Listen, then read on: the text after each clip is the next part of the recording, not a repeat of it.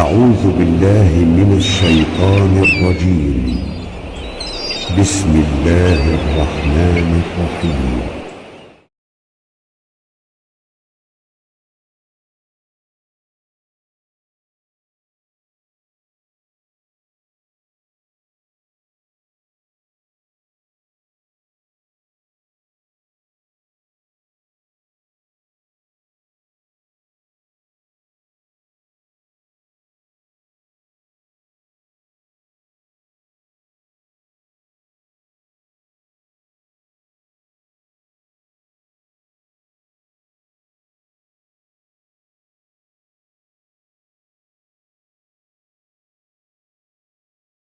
Bismillahirrahmanirrahim. Assalamualaikum warahmatullahi wabarakatuh.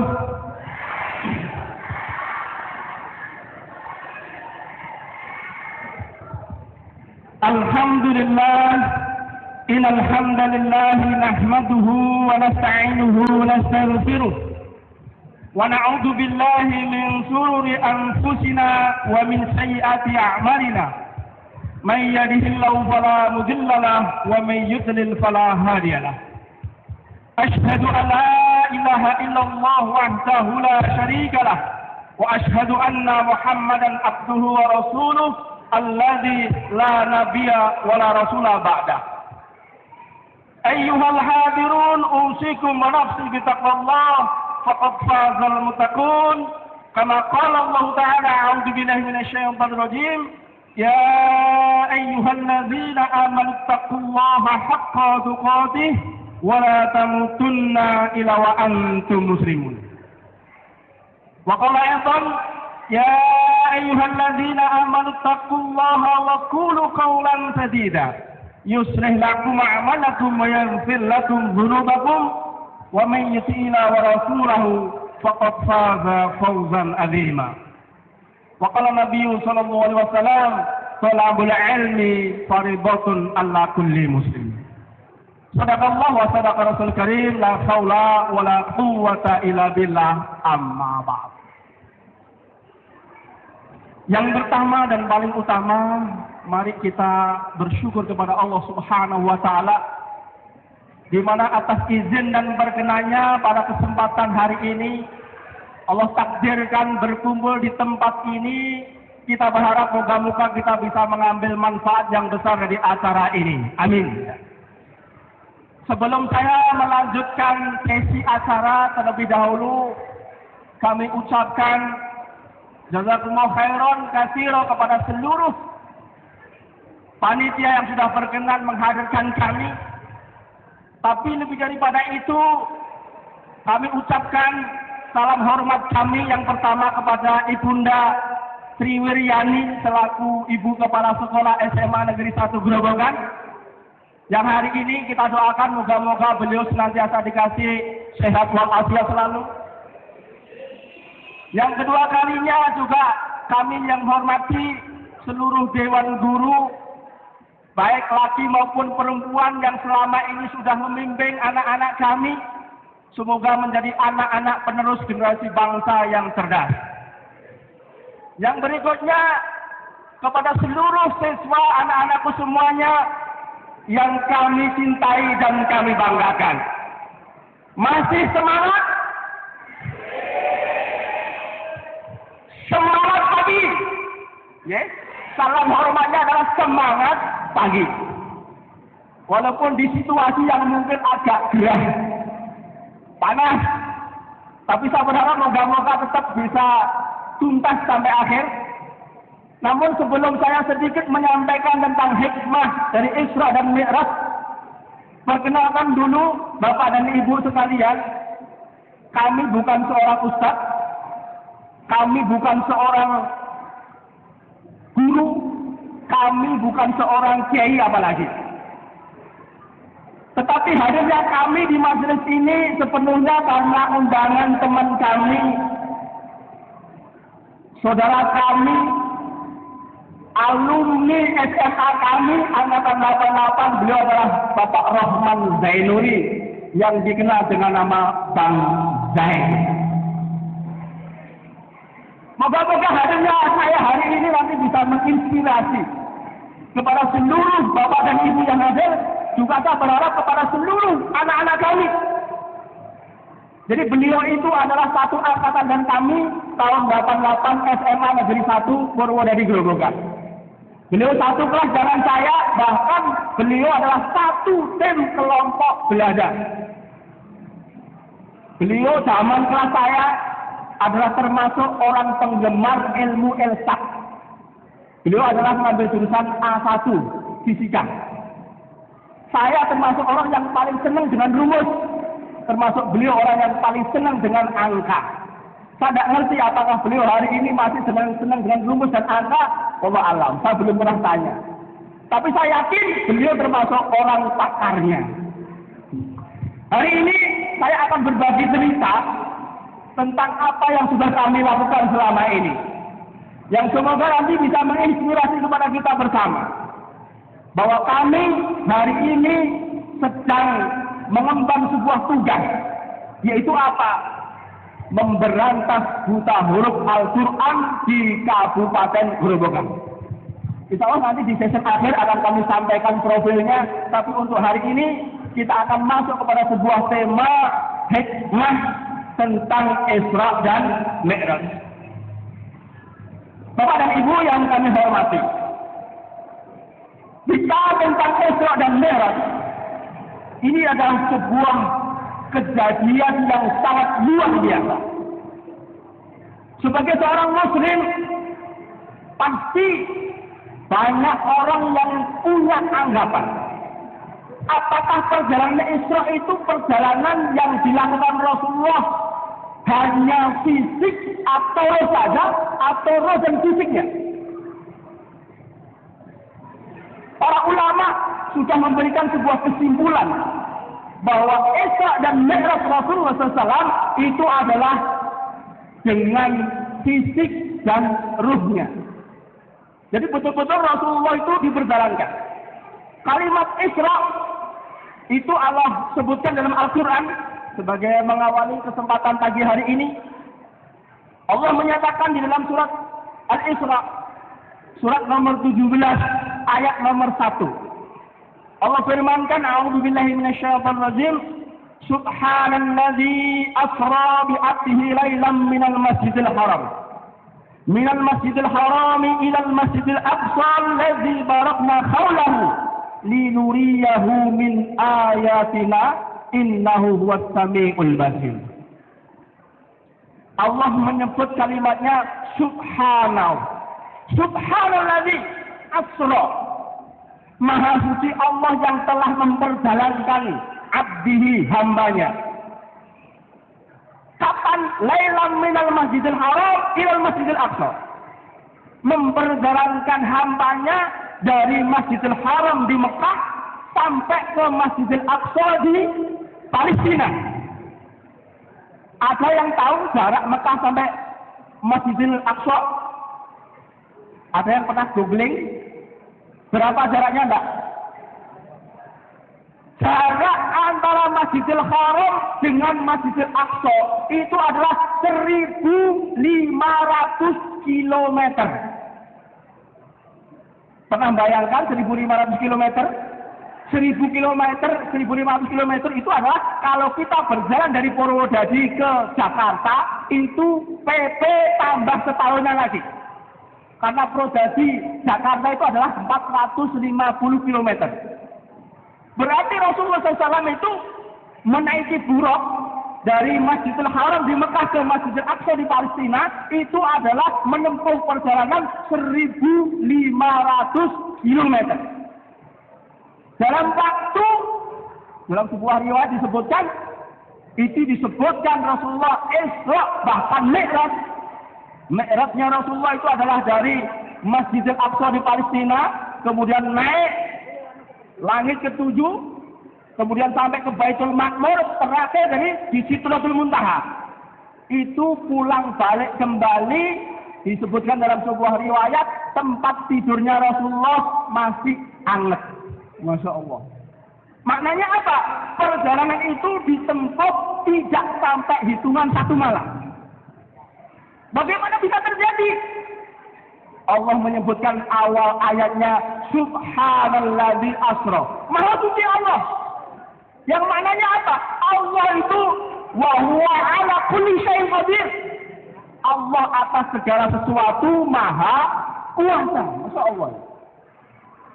Jadi kalau dipikir secara logika, Bapak dan Ibu, ya, perjalanan menempuh 1.500 tahun, 500 km, naik ke Sidratul Muntaha, yang jarak antara sat 1 dan 2-nya itu adalah perjalanan 500 tahun. Anda bisa bayangkan. Langit 1 dan 2-nya itu perjalanan menempuh jarak 500 tahun. Dari sampai ke sat 7 berarti butuh waktu berapa? 35. Masya Allah. Ya, 3.500 tahun. Itu ditempuh dalam satu malam. Bahkan sebelum menjelang fajar, beliau sudah ada di tempat tidur kembali. Maknanya apa ini? Bagi seorang muslim tidak perlu heran. Kenapa? Hari ini manusia dengan ilmu yang Allah sampaikan, wa ma utitum minal ilmi ila qalil, tidaklah aku beri ilmu engkau wahai manusia kecuali sedikit. Itu pun hari ini manusia sudah mampu menciptakan sebuah pesawat yang sekelas supersonik. Tahu supersonik? Kecepatan pesawat yang itu hampir mendekati kecepatan suara. Kita ngomong A, sana sudah melesat jauh ke depan. Itu manusia. Masya Allah. Itu manusia yang Allah sebut dikasih ilmu cuma sedikit. Maka hari ini kita nggak heran kalau Allah Subhanahu wa Ta'ala saat itu mengangkat Muhammad Rasulullah SAW naik sampai ke Sidratul Muntaha dalam hitungan menit. Allahu Akbar. Apa yang kita bisa ambil dari peristiwa ini? Bapak dan Ibu yang dimuliakan Allah, yang bisa kita ambil dari peristiwanya Isra dan Mi'raj ini ada hikmah besar, bahwa seorang muslim wajib meyakini dan mengimani. Jadi hikmahnya saya ambil kesimpulan bahwa seorang muslim itu hari ini sedang diuji oleh Allah. Diuji apakah dia termasuk kaum yang percaya atau kaum yang mendustakan. Kalau Allah sudah memberikan perintah, kalau Allah sudah memberikan sebuah keterangan, pasti itu sesuatu yang benar. Tapi perlu kami ketahui, perlu kita ketahui bersama, ada sebagian kaum muslimin yang tidak mempercayai peristiwa ini. Kenapa? Mereka mengambil logika akal. Sekali lagi, urusan keimanan kadang tidak mesti harus memakai logika akal. Kenapa? Akal terbatas. Kita ambil contoh misalnya. Jadi urusan keimanan itu tidak hanya sekedar masuk akal atau tidak.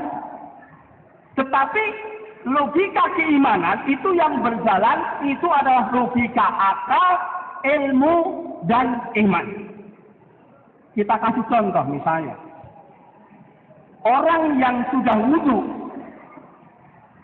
ketika dia kentut, batal atau tidak?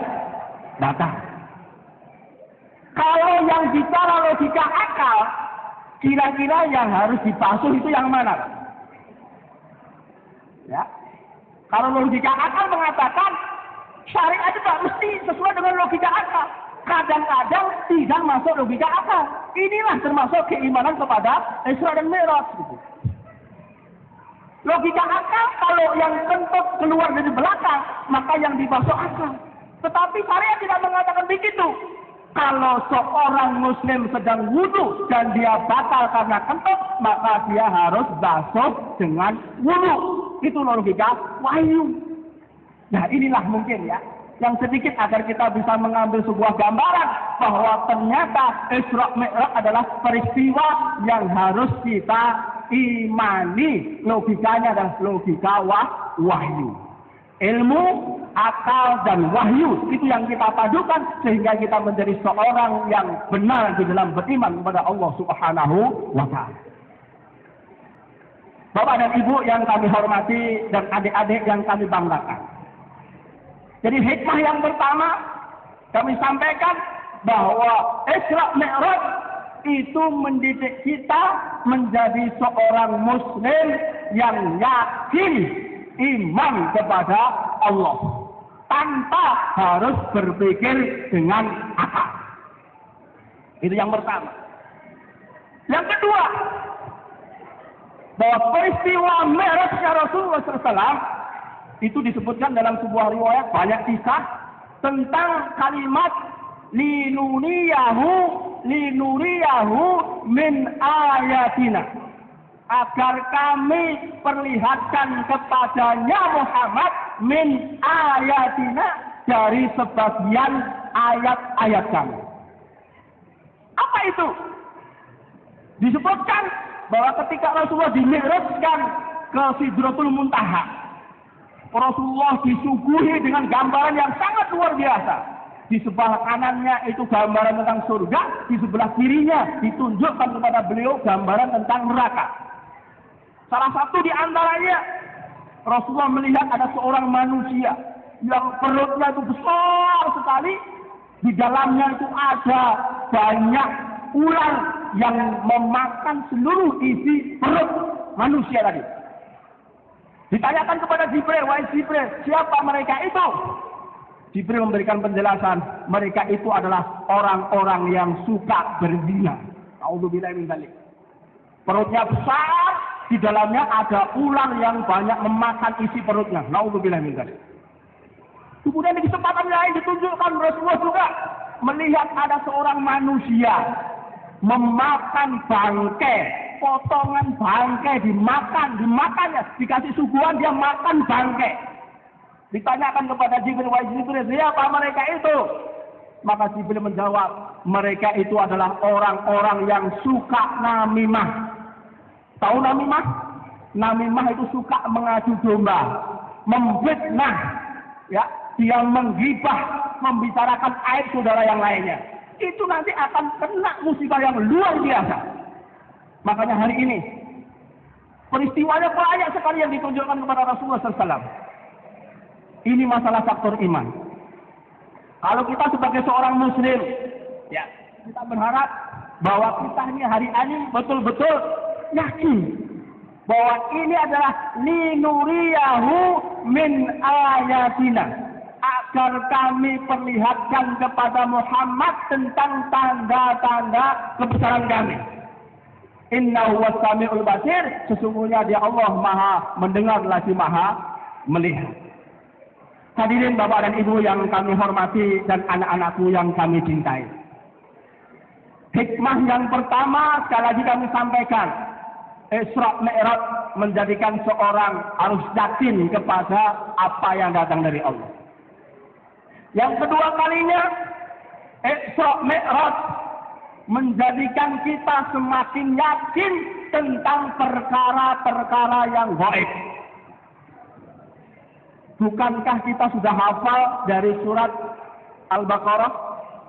Ada yang sudah hafal surat Al-Baqarah? Awal surat Al-Baqarah? Alif Lam Mim. Dilanjutkan? Dzalikal kitabu la raiba fihi hudan lil muttaqin. الذين يؤمنون بالغيب ويقيمون الصلاة ومما رزقناهم ينفقون. Ayat yang ini mengatakan, siapa orang bertakwa itu? Yaitu alladzina yu'minuna bil ghaibi, yaitu orang-orang yang beriman kepada perkara-perkara yang gaib. Itulah hakikat orang yang bertakwa. Masuk akal maupun tidak masuk akal, maka seorang beriman wajib hukumnya percaya. Karena disebut orang yang bertakwa. Itu hikmah yang kedua. Kemudian hikmah yang ketiga, Masya Allah ya. Hikmah yang ketiga ini yang paling penting. Yaitu apa? Bahwa Allah Subhanahu wa taala di dalam Sidratul Muntaha langsung memanggil hambanya Muhammad untuk dikasih perintah untuk menjalankan sholat. Bisa kita bayangkan Bapak dan Ibu, dalam sebuah kisah disebutkan Rasulullah saat itu pertama kali mendapat perintah sholat sehari semalam 50 kali. Bisa bayangkan kira-kira 50 kali kayak apa repotnya kita? 50 kali. Karena Rasulullah seorang yang sangat pemalu, ketika itu beliau menerima. Turun ke langit ke-7. Langit ke-6 ketemu Musa alaihissalam. Jadi satu-satunya hamba Allah yang pernah bertemu Allah secara langsung hanya Rasulullah. Musa pernah mendapatkan wahyu di Bukit Tur itu. Beliau tidak pernah ketemu langsung, tapi hanya mendengar suara wahyu. Tapi kalau Rasulullah adalah satu-satunya Nabi dan Rasul yang langsung ketemu Allah tanpa hijab. Allahu Akbar. Setelah ketemu Musa alaihissalam, kemudian Musa mengatakan, "Wahai Muhammad, mintalah dispensasi keringanan kepada Allah, karena umatmu tidak akan pernah mungkin mampu mengamalkan 50 kali." Maka Rasulullah kemudian balik kembali menghadap Allah. Singkat cerita, sampai terakhir itu beliau mendapat tugas sehari semalam sholat wajib 5 kali. Dan disebutkan pahala 5 kali sholat setara dengan 50 kali alhamdulillah. Ini yang patut kita syukuri. Jadi hikmahnya apa? Kita mendapati perintah sholat. Apa yang bisa kita ambil dari sholat Bapak dan Ibu dan adik-adik semuanya? Sholat. Sholat merupakan rukun Islam. Nomor berapa? Nomor berapa? 2. Bahwa sholat, saya katakan, awalu ma yuhasabu bihil abdu yaumal qiyamati as-sholat. Coba renungan semuanya. Amal yang pertama kali dihisab oleh Allah pada hari kiamat adalah sholat. Mohon perhatiannya kepada adik-adik semuanya. Amal yang pertama kali dihisab oleh Allah pada hari kiamat adalah sholat. Maknanya apa? Idza soluhat sairu amalihi, wa idza fasadat sairu amalihi. Apabila baik itu sholat, maka menjadi baik seluruh amal-amal yang lainnya. Tapi sebaliknya, apabila rusak sholat, maka menjadi rusak seluruh amal yang lainnya. Allahu Akbar. Bahwa kesimpulannya, sholat itu menjadi barometer, ukuran baik dan tidaknya amal seseorang. As-salatu imaduddin. Sholat itu adalah tiangnya agama. Faman aqamaha faqad aqamadin. Barang siapa yang menegakkan sholat, dia telah menegakkan agama. Wa man tarakaha faqad hadamadin. Dan barang siapa yang telah meninggalkan sholat, dia sama artinya dengan merubuhkan agama. Masya Allah, naudzubillah min dzalik. Adik-adik yang kami banggakan, sholat pekerjaan yang kita lakukan nggak butuh waktu lama. Kalau boleh saya tanya, sholat dalam satu waktu kita kerjakan berapa lama, Pak? Apakah ada setengah jam? Tidak ada. Apakah ada 20 menit? Tidak ada. Paling banter berapa kira-kira? 10, oke.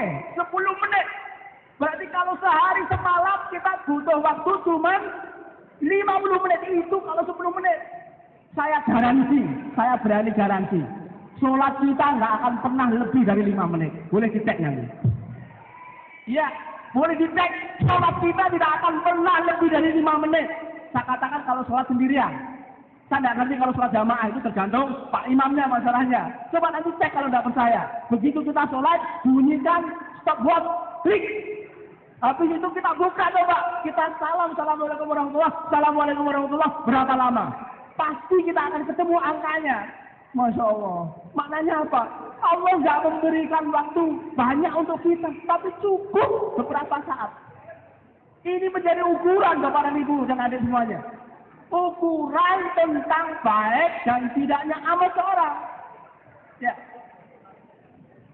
disebutkan bahwasanya sholat itu menjadi ukuran baik dan tidaknya amal seseorang.